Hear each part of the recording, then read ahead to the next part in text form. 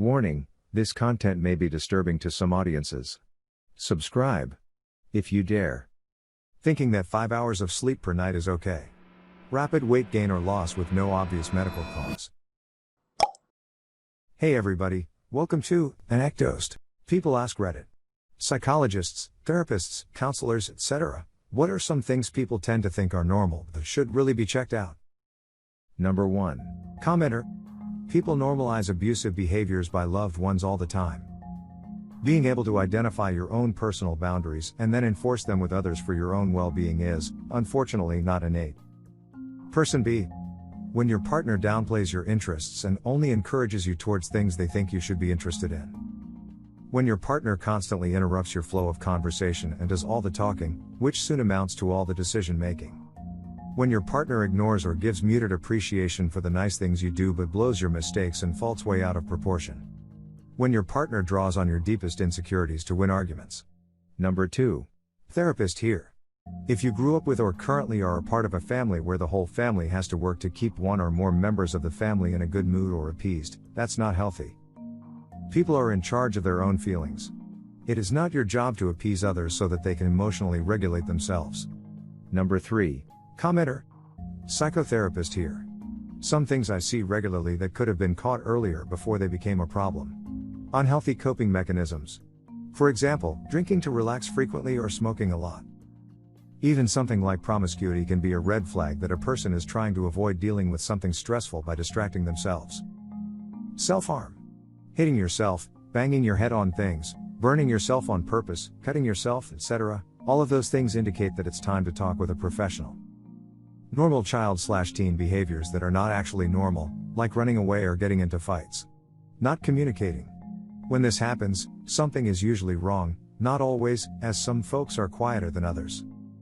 But if a child/teen/adult rarely speaks or if they are silent in the presence of their parent or significant other, it's time to get them to see a professional alone to have their safety assessed.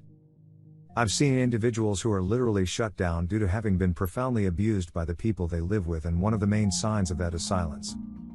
I've also seen people in perfectly good homes who cannot communicate due to extreme anxiety, and without professional help it's hard for them to overcome this. Mood swings. When a person's moods change from one extreme to another fairly often/regularly, that is another concerning symptom.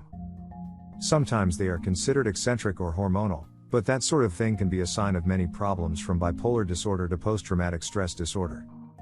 Person B. I'm also going to highlight causing yourself psychological harm as a self-harm behavior. If, for example, you're doing things you know will make you feel awful, reading the comments, compulsively watching videos you know will trigger your anxiety, getting into huge online arguments without any self-control, sending death threats, etc., to distract yourself from your hurt, alleviate other types of psychological distress, punish yourself, that's also self-harm. Number 4. Commenter. Self-sabotaging behavior can ruin your life quickly. If you have an event in your life that has affected you negatively and you seem to find yourself exhibiting irrational or incongruent behavior, see a counselor. You don't have to have any certain pathology to seek mental wellness counseling. Congruent behaviors, aka mood congruent, mean your actions reflect your inner belief and values. Mood incongruent behaviors, I call it self-sabotage, is when you act in a manner that is opposite of how you actually feel. Example, I really want to do well on this test. I get so nervous about it or feel as though I'm going to fail. I decide to watch Netflix for 8 hours in the library on my laptop instead of studying. I want to make a great impression on my first day of work.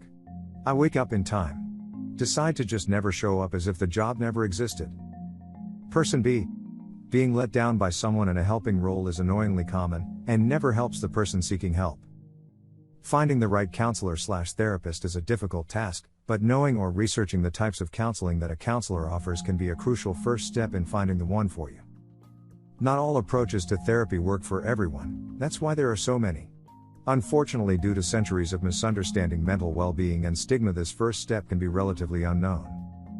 For anyone struggling to find the right therapist, I would point them towards different forms of therapy: person-centered therapy, cognitive behavioral therapy, Jungian therapy, psychodynamic therapy, to name a few. Person C. It doesn't have to be an event precisely, it can be long exposure to toxic stress, for example. Operational stress injuries can be mental as well. Some of these take time to develop and can go unnoticed. Number 5. Commenter.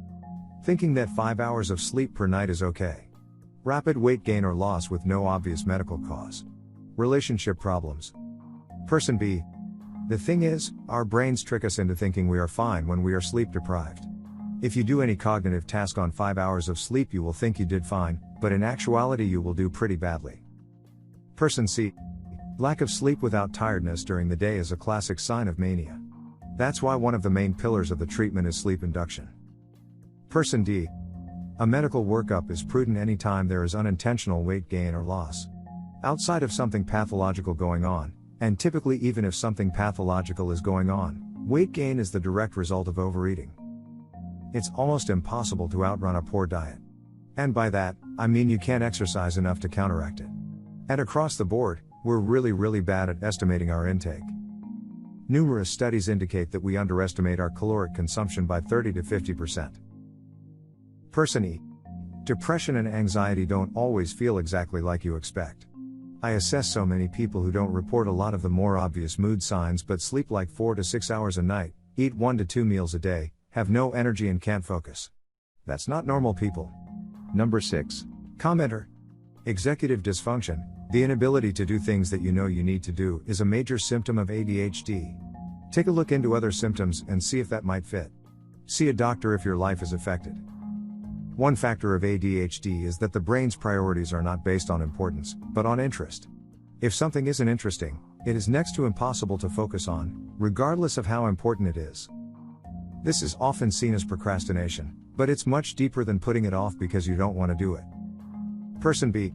Procrastination researcher here, and a psychologist. About 20% of the general population globally procrastinate to a problematic extent. Roughly 50% in a university academic setting. When it starts to adversely affect your mood, self-esteem, relationships, or you think you could perform substantially better if you procrastinate less, then it's a problem. CBT is relatively effective, but takes time and investment. Best way to deal with it is 1. Only look at the next small step you need to take and do that thing. 2. Take time to think about how important the task is to you, and how good you'll feel when you make some progress, and 3. Generally keep a mental note of the things that distract you and focus on what you have to do to better regulate those things. This is not an exhaustive list. Person C. Procrastinating is often from a fear of failure. We avoid the behavior that results in us potentially failing. When we fail, it may turn into a painful and negative thought of if I do this wrong I am a terrible person and result in us becoming anxious/depressed, etc. Therefore we avoid the behavior. Until the last moment where we go either way I have to do this and our adrenaline kicks in and we just do it.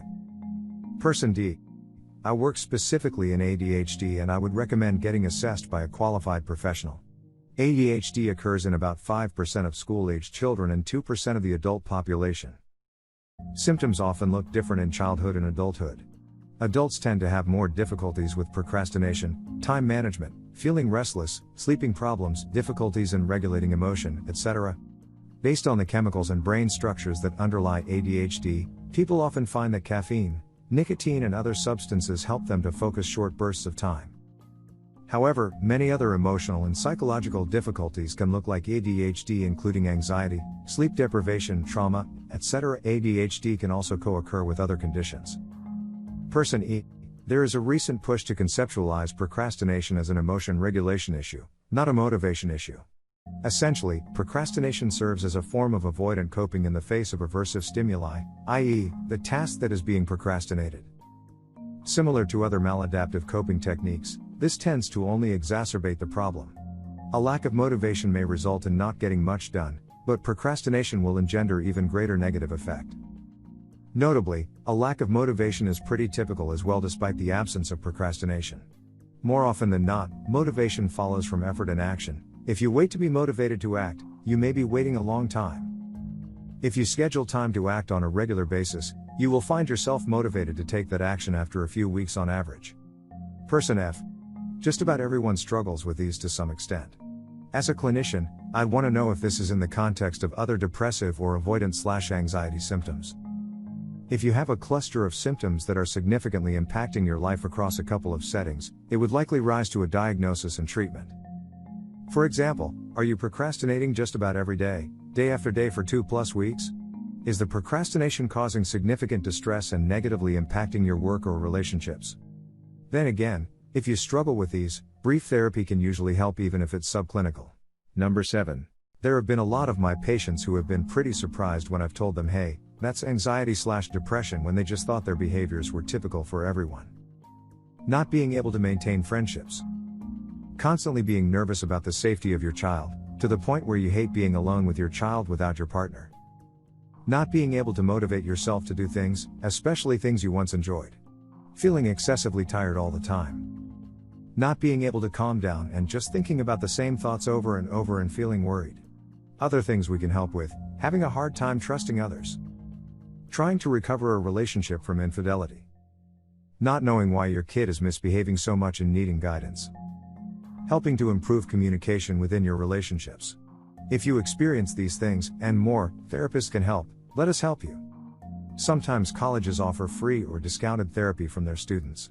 When you're training to be a therapist, you spend at least 1 year working as a therapist while meeting with a supervisor each week to consult on your cases and get guidance on moving forward.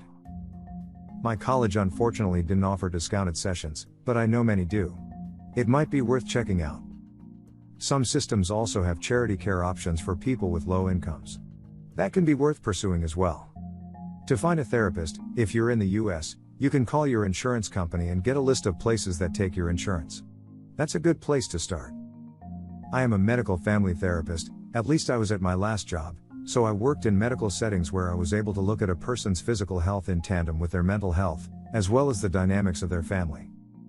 I'd often speak with their doctors, and encourage them to do the same, to talk about physical issues that could be causing their mental health symptoms, talk about getting them on medication, etc. I'd try to encourage people to bring in partners and family members so we could flesh our family dynamic issues, and to get other perspectives on what's going on for my patient. Some root causes are trauma-based. Some are just your brain is wired toward depression/anxiety. Some are just you never developed the skills to deal with X, we can help. And some can be you're surrounded by relationships that are devastating to your mental health. For me, it's always important to get a holistic view of what someone is dealing with. Is there chronic pain involved? Is there an abusive relationship going on? Are they tired all the time because they have a newborn at home? Once you have a larger picture of what's going on for someone, it's easier to start trying to figure out what the root causes can be. Some people want to work with me on root causes, and some want a what can I do to handle this right now approach. Neither is better than the other, it's all about what the person seeking therapy wants and needs. Most people need multiple passes at therapy anyway. Some might be short here and now kinds of phases, and others might be longer let's figure out why I'm like this kind of phase. Make sure to share your personal story in the comments below and have the opportunity to be featured in a future video. Also, if you like these topics, don't forget to like, subscribe, and hit the notification button to continue seeing more content like this every day. See you next time.